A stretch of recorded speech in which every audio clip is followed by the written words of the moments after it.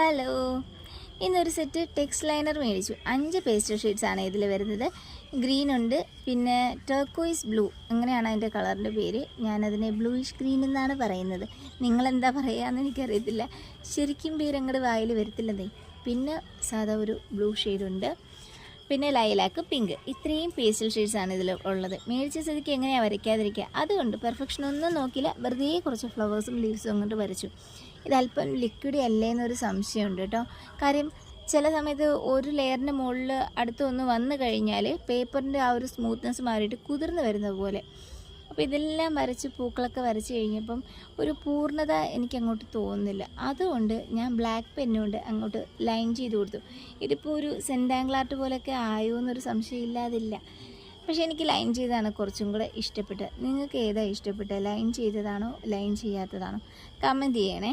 അപ്പോൾ ഈ വർക്ക് ഇഷ്ടപ്പെട്ട് കഴിഞ്ഞാൽ ലൈക്കും കമൻറ്റും സബ്സ്ക്രൈബും ചെയ്ത് സപ്പോർട്ട് ചെയ്യാൻ മറക്കല്ലേ. കുറേ പേര് കാണുന്നുണ്ട്, ആരും അങ്ങോട്ട് ലൈക്കും കമൻറ്റും സബ്സ്ക്രൈബും ഒന്നും ചെയ്യുന്നില്ല. ഒന്ന് സപ്പോർട്ട് ചെയ്യുന്നേ. അപ്പോൾ വീണ്ടും കാണാം. ടാറ്റാ.